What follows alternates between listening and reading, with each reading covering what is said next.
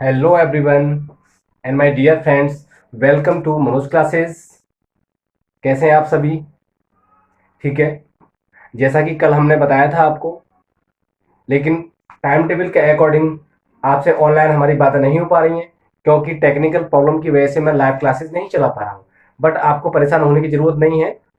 मेरी हर क्लास की video daily to daily update upload होती रहेंगी, ताकि आप उन वीडियो को डाउनलोड कर लें, आसानी से पढ़ते रहें। ओके, तो हम आज अपना chapter first class 10th real number start करेंगे, जिसका कि ये पार्ट 1 है। इसके बाद पार्ट 2 आएगा। ऐसे ही आपकी सभी सब्जेक्ट की पार्ट के हिसाब से मैं वीडियो बनाता रहूँगा, और आप उनको डाउनलोड करके कई बार स्टडी कर सकते हैं। ठीक है, टाइम हम वेस्ट नहीं करेंगे। सबसे पहले हम आज बात करते हैं रियल नंबर्स की, जो कि क्लास 10th का चैप्टर फर्स्ट है, मैथ का रियल नंबर। अगर रियल नंबर्स की हम बात करें तो हम बचपन से नंबर्स के बारे में पढ़ते आ रहे हैं।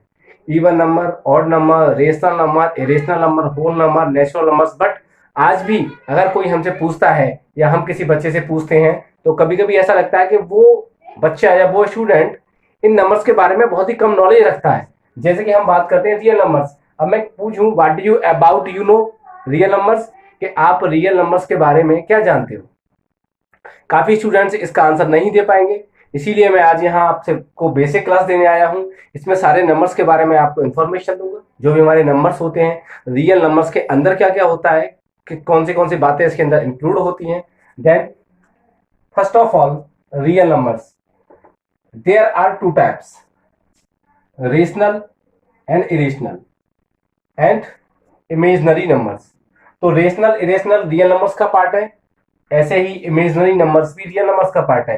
पहले मैं बात करता हूं इमेजनरी नंबर्स की, जिसको हिंदी में बोलते हैं काल्पनिक संख्याएं। अब काल्पनिक संख्याओं की बात अगर हम बात करें, तो वो ऐसे नंबर जिनकी सिर्फ हम कल्पना कर सकते हैं, उनको मेजर नहीं कर सकते हैं, उनको फाइंड नहीं कर सकते हैं, उनको बोलते हैं हम इमेजनरी नंबर्स, जिसको ए प्लस आयोटा बी की फॉर्म में लिखा जाता है। यहाँ पर ए हमारा एक रियल नंबर होता है, और आयोटा की जो फॉर्म है, आयोटा यहाँ पर क्या है बेटा, आयोटा है यहाँ पर आपकी इमेजनरी, आयोटा आई, इमेजनरी का आई। तो ये जो फॉर्म है आपकी इमेजनरी नंबर की फॉर्म है, जिसको कि आप क्लास 11th में पढ़ेंगे। ये सिर्फ आपको थोड़ी सी नॉलेज देनी थी इसके बारे में। यूज 10th क्लास में इसका कुछ भी नहीं है, nothing. We will focus on rational irrational, जो कि इसका सबसे मेन पार्ट है। और अगर रेशनल और इरेशनल की बात करें, you know very well, rational number हम क्लास 6 से पढ़ते हुए आ रहे हैं, कि अगर आपसे कोई पूछे रेशनल नंबर कैसे कहते हैं, तो आप जानते हो वो नंबर जिनको हम पी अपॉन क्यू की फॉर्म में लिख सकें, वो सारे रेशनल नंबर होते हैं। लेकिन एक condition, q equal to not zero, it means जहां पर क्यू की वैल्यू कभी भी जीरो नहीं रहेगी, that is called rational number. अब रेशनल नंबर में भी कई सारे पार्ट आ जाते हैं, क्योंकि क्लास 9th में हम पढ़ चुके हैं। We will study now rational.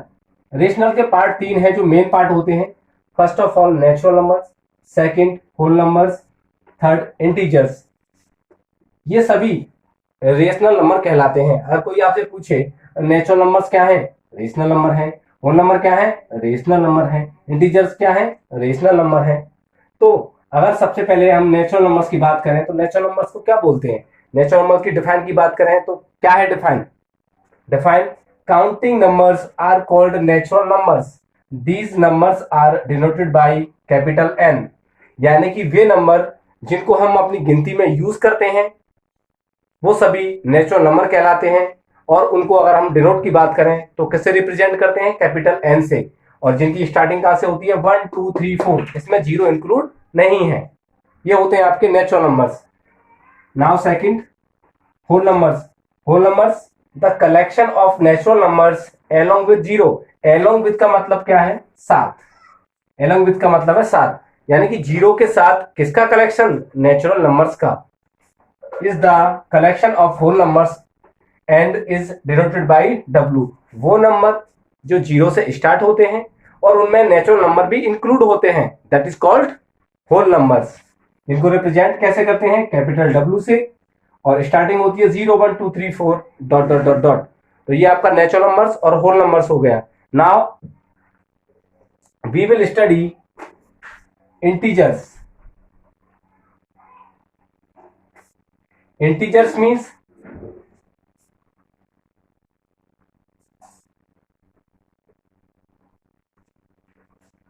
Integers की अगर हम बात करें, number third,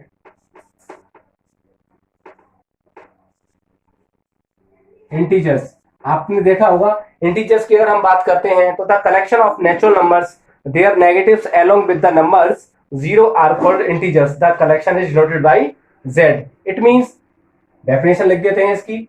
integers, the collection of natural numbers, the collection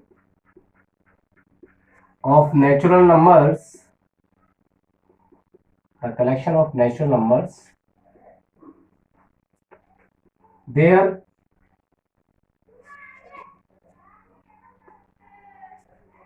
negative along with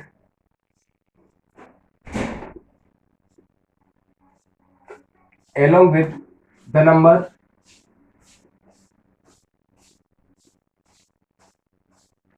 zero are called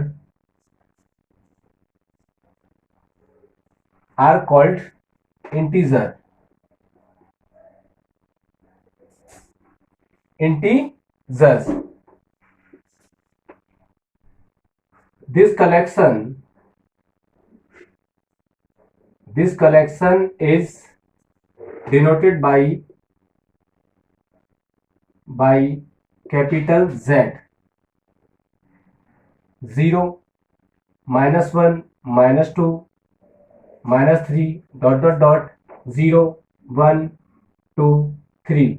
it means वो सारे नंबर जो नेगेटिव, उसके साथ हमारे होल नंबर भी इंक्लूड होते हैं, और होल नंबर जब इंक्लूड होते हैं तो उसके साथ आपका नेचुरल नंबर भी इंक्लूड हो जाता है। तो इंटीजर्स की जो डिफाइन होगी वो क्या होगी? The collection of natural numbers their negatives along with the numbers zero are called integers. This collection is denoted by capital Z. इसको कैपिटल जेड से हम डिनोटेड कर सकते हैं, जिसकी फॉर्म की अगर हम बात करें तो -3, -2, -1, ये इसकी फॉर्म होती है। यहां पर हमारी बात खत्म होती है रेशनल नंबर्स की।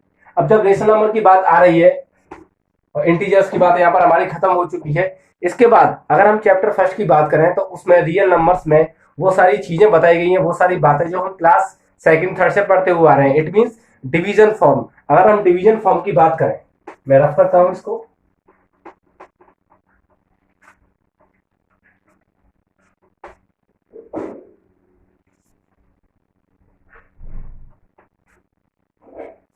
डिवीजन फॉर्म की बात करता हूं तो एक नाम आता है हमारे सामने, इक्लिप्स डिवीजन लेमा।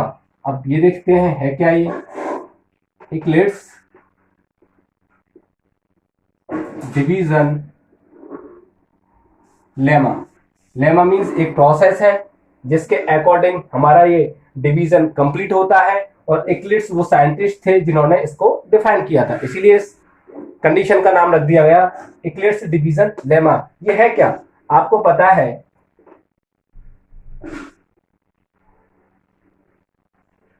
कि हम जब छोटी क्लासेस में थे तो क्या करते थे?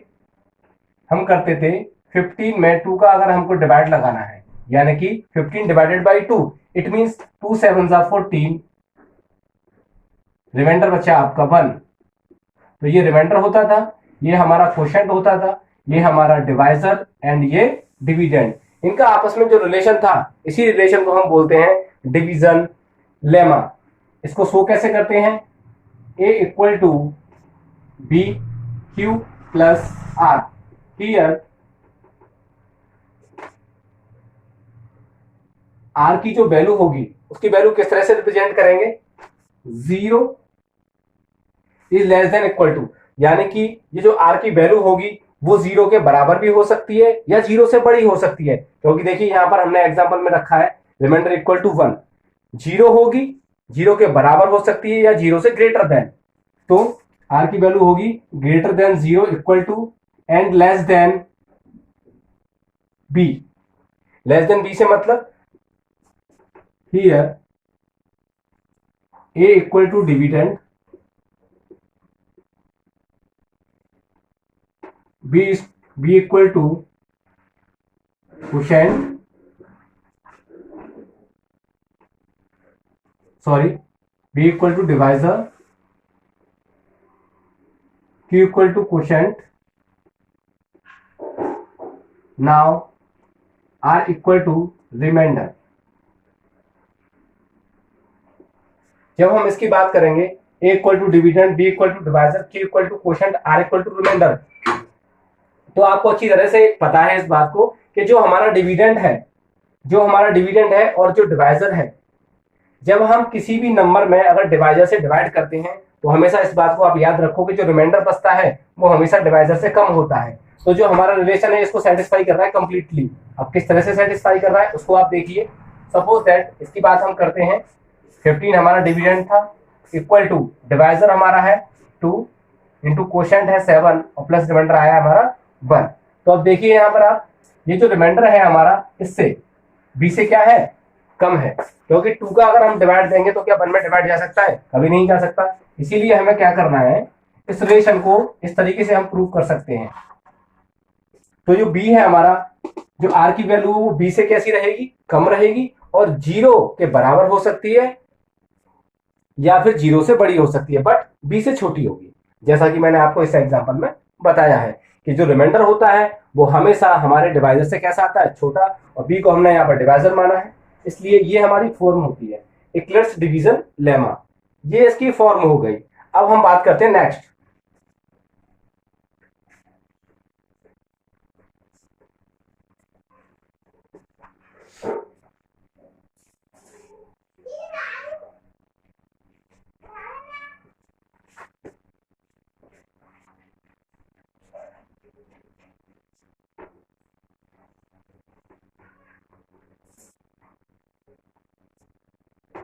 नेक्स्ट है to Euclid's division algorithm.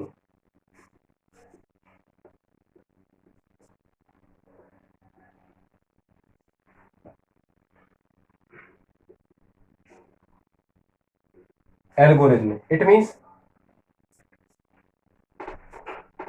it is also known as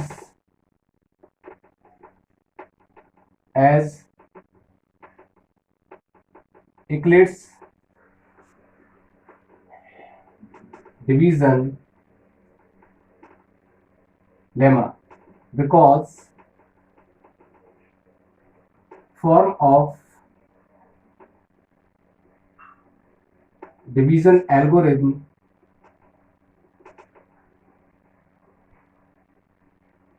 equal to a equal to bq plus r. Here value of r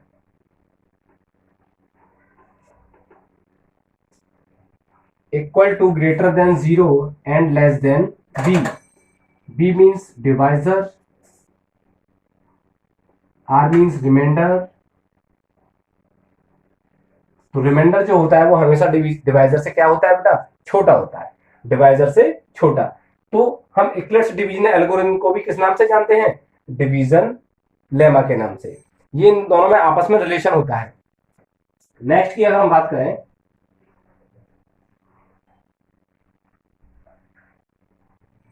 next हमारा टॉपिक है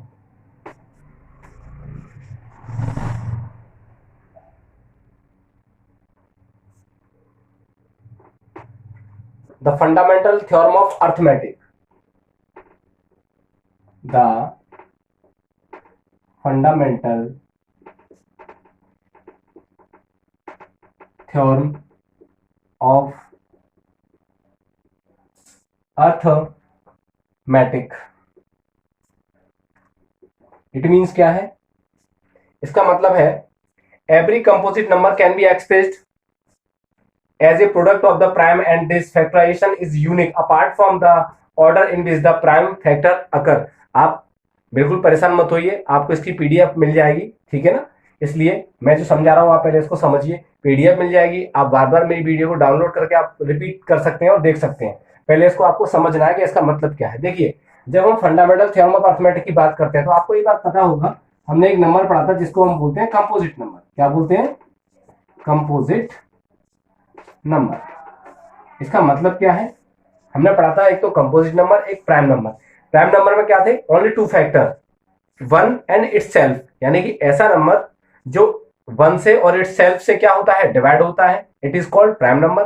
बट अगर कंपोजिट नंबर की बात करें तो वो नंबर जिसके मोर देन टू फैक्टर्स, यानी कि ऐसा नंबर जिसके फैक्टर दो से ज्यादा होंगे, उसको हम क्या बोलेंगे, कंपोजिट नंबर। क्या बोलेंगे, composite number. Now example discuss 24। Factorize करते हैं इसको हम, 2 इंटू 2 इंटू 2 इंटू 3, 2 टू जा 4, 4 टू जा 8, 8 थ्री जा 24।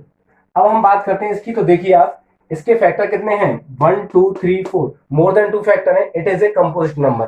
तो ऐसा नंबर जिसको हम एक ऐसे पार्ट में क्या कर सकें, एक्सपेंड कर सकें, फैक्टराइज कर सकें, जिसको कोई यूनिक पार्ट बोलते हैं। यूनिक पार्ट, यूनिक पार्ट का मतलब अब दो के कोई फैक्टर नहीं हो सकते, इस दो के भी नहीं हो सकते, इस दो के भी नहीं हो सकते, और तीन के भी नहीं हो सकते। तो ऐसे नंबर जिनको एक्सपेंड करने के बाद भी उनके फैक्टर नहीं किए जा सके और एक वो यूनिक पार्ट बन जाए, ऐसे नंबर्स को हम क्या बोलते हैं, वो हमारे अर्थमेटिक थ्योरम के अंतर्गत आते हैं, जिनको हम बोलते हैं composite number. Okay,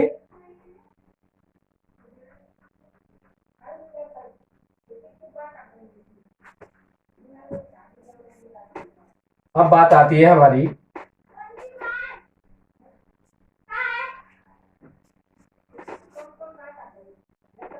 terminating.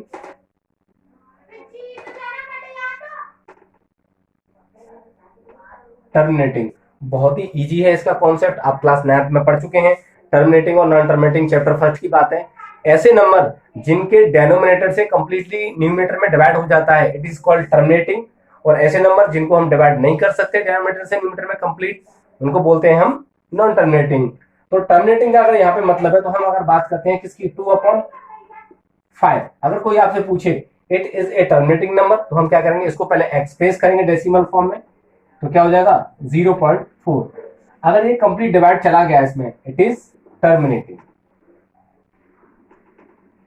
Terminating. अगर हम नॉन टर्मिनेटिंग की बात करें, non terminating,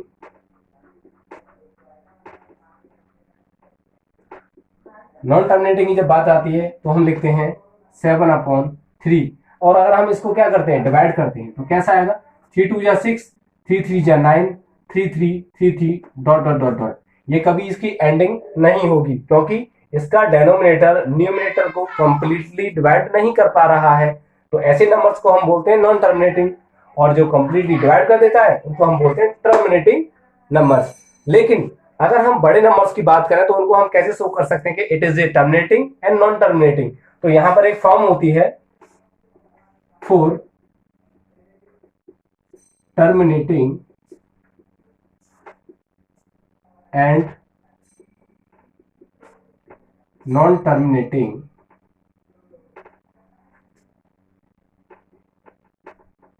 numbers when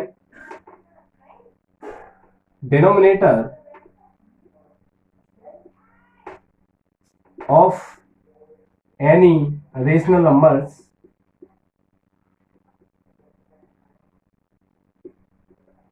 numbers factorize in the form of 2 की पावर m और 5 की पावर n। इसका मतलब क्या है, ऐसा कोई भी नंबर, ऐसा कोई भी रेशनल नंबर जिसका डेनोमिनेटर, और अगर उसके डेनोमिनेटर के फैक्टर किए जाएं, डेनोमिनेटर के फैक्टर करने के बाद अगर वो 2 की पावर और 5 की पावर के अंदर एक्सपेंड होता है, तो हम कह सकते हैं कि वो नंबर हमारा कैसा होगा, टर्मिनेटिंग नंबर। और एग्जांपल से क्लियर हम कर लेते हैं, देखिए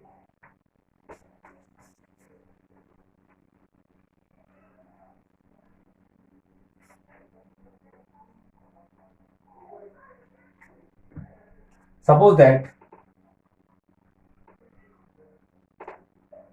4/10, बहुत ही इजी लिया है एग्जांपल ताकि आपके इजीली समझ में आ जाए। 4/10, अगर मैं इसको आप बोलूं कि आपको बताइए कि नॉन टर्मिनेटिंग है या टर्मिनेटिंग है, तो हम क्या करेंगे, 4/10 10 को मैं फैक्टराइज करूंगा, इसको एक्सपेंड करूंगा, तो इसके फैक्टर क्या हो सकते हैं, 2 इंटू 5, इट मीन्स 4 अपॉन 2 की पावर 1 इंटू 5 की पावर 1। जब हमारी कोई भी डेनोमिनेटर की जो फॉर्म है वो 2 की पावर और 5 की पावर में आती है, so we can say that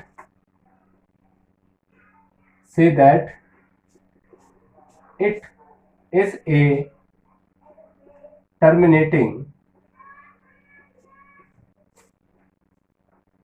numbers। एक एग्जांपल और लेते हैं, 36 अपॉन 50, इसके फैक्टर करते हैं, 36 upon 2 into 5 into 5, it means 36 upon 2 की पावर 1 इंटू 5 की पावर 2। ये भी आपने देखा, इसकी भी फॉर्म किस में आ रही है, 2 इंटू 5 की पावर में, तो हम क्या बोलेंगे, it is a terminating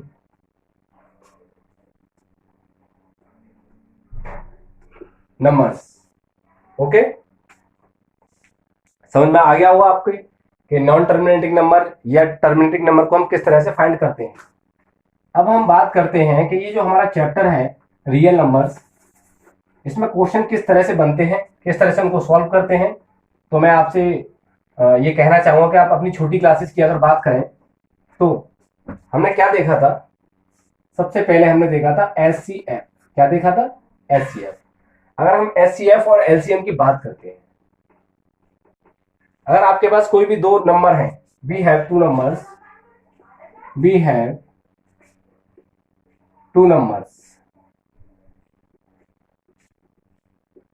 5 and 10, मान के चलते हैं हमारे पास दो नंबर है, इनका अगर हम क्या निकालेंगे, एचसीएफ की बात करें 5 इंटू 1, एलसीएम की बात करते हैं तो एचसीएफ की बात करते हैं तो उसका आएगा 5, और अगर एलसीएम की बात करते हैं तो आ जाएगा 10। अब देखिए कैसे आएगा, आपको बताइए, 5 के फैक्टर करेंगे तो 1, सॉरी 5 के फैक्टर करेंगे तो 5, तो 5 के फैक्टर आ गए आपके 5 इंटू 1, और अगर हम 10 के फैक्टर करते हैं, 2 5 जा 10, 5 बन जा 5, 10 is equal to 2 into 5 into 1। अगर हम बात करते हैं सबसे पहले एचसीएफ की, तो एचसीएफ में हमने देखा था जो कॉमन होता है, कॉमन फैक्टर मींस इसमें और इसमें क्या कॉमन है, 5 कॉमन है, तो एचसीएफ तो आ गया आपका 5। हम बात करते हैं एलसीएम की, तो एलसीएम हमने देखा था कि जिसकी पावर, जिस नंबर की पावर सबसे ज्यादा होती है हम उसको एलसीएम मान के चलते हैं। 5 ऊपर की लाइन में 1 बार है, नीचे की लाइन में भी 1 बार, इसका मतलब इसकी भी पावर 1 है, इसकी भी पावर 1, तो इसको हम एक बार ही लिखेंगे। 5 इंटू, ऊपर 2 नहीं है, नीचे 2 की पावर 1 है और कहीं इससे ज्यादा है नहीं, तो इसकी भी हम पावर ले लेंगे 2, और जब इसको मल्टीप्लाई करेंगे तो एलसीएम आ गया 10। तो एचसीएफ और एलसीएम में एक रिलेशन था, क्या रिलेशन था, एचसीएफ मल्टीप्लाई एलसीएम इक्वल होगा प्रोडक्ट ऑफ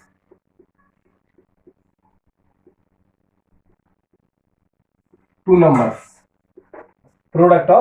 नंबर्स। एचसीएफ हमारा 5 into LCM equal 10, product of two numbers, first number is 5 and second number is 10, multiply करेंगे 50 equal to 50, LHS is equal to RHS। तो हमने छोटी classes में क्या study की थी कि हमें दो नंबर दिए जाते थे, फर्स्ट ऑफ ऑल हमसे कहते थे कि इनका एचसीएफ और एलसीएम फाइंड करो और बताओ इनके बीच में रिलेशन क्या होता है, और कभी कभी क्वेश्चन में ऐसा बोलते थे कि एचसीएफ दे रखा है, एलसीएम दे रखा है और एक नंबर दे रखा है, अदर नंबर फाइंड करो। कभी भी इन चारों में से कोई भी एक चीज क्या होती थी, मिसिंग होती थी, उस मिसिंग को हमको फाइंड करना पड़ता था। बट यहाँ पर आपकी क्लासेस में क्या है, ऐसा नहीं है। यहां पर जो हमारा एचसीएफ का मतलब है वो ये है कि एचसीएफ को फाइंड करने के दो मेथड होते थे। मेथड ऑफ एचसीएफ क्या होता था, फैक्टर मेथड जो मैंने अभी आपको बताया था। Second, division method. अब डिवीजन मेथड की अगर हम बात करें, वी हैव टू नंबर्स 25, 375। ये हमने ले लिया। कोई हमारे पास दो नंबर है और आपसे बोला जाए according to division method find the HCF. इन दो नंबरों का हमें एचसीएफ फाइंड करना है, वो भी किस मेथड से? डिवीजन मेथड से। हमें क्या करना पड़ता था? सबसे पहले 375 इज ग्रेटर देन 25। तो जो ग्रेटर देन होता था उसमें डिवाइड देते थे उससे जो छोटा नंबर था। ये बिगर है, ये स्मॉलर है, तो स्मॉलर नंबर से इसमें हम डिवाइड देंगे। 25 डिवाइड करेंगे 375 को, हाउ मेनी टाइम्स? 25 बन जाए 25, 7 में से 5 गया 2, 3 में से 1 गया 2, 25 5 जा 125, रिमाइंडर आ गया 0। तो जब तक हमारा रिमाइंडर 0 नहीं आता है हम इसको सॉल्व करते जाते हैं। अब देखिए ध्यान से, इससे ये रिमाइंडर 0 आ गया किससे? 25 से। किससे? 25 से। तो हम कह सकते हैं we can say that HCF of 25 375 is 25। It means 25 वो नंबर है जो 25 को और 375 को कंप्लीटली डिवाइड कर रहा है। और एचसीएफ की अगर बात करें तो फुल फॉर्म से ही पता चलता है हाईएस्ट कॉमन फैक्टर। मतलब कि 25 सबसे बड़ा वो नंबर है जो इन दोनों नंबर्स को डिवाइड कर रहा है, क्योंकि छोटा तो 5 भी हो सकता है। 5 ऐसा नंबर है जो 25 को भी डिवाइड करेगा और 375 को भी डिवाइड करेगा। तो हमें छोटे से मतलब नहीं है, वो बड़े से बड़ा फैक्टर, वो बड़े से बड़ा हाईएस्ट कॉमन फैक्टर जो 25 और 375 को डिवाइड करता हो, it is called the HCF.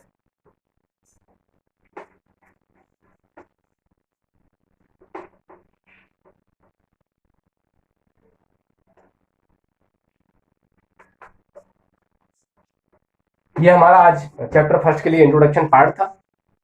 कल हम एग्जाम्पल बताएंगे, इसके 5 एग्जाम्पल सॉल्व करवाएंगे। पार्ट 2 में इसके सारे एग्जाम्पल होंगे एंड पार्ट 3 में फिर आपको इसकी एक्सरसाइज कंप्लीट करवाई जाएगी।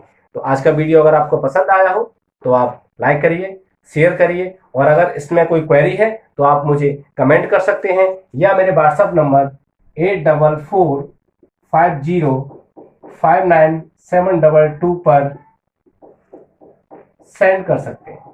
तो प्लीज लाइक, शेयर एंड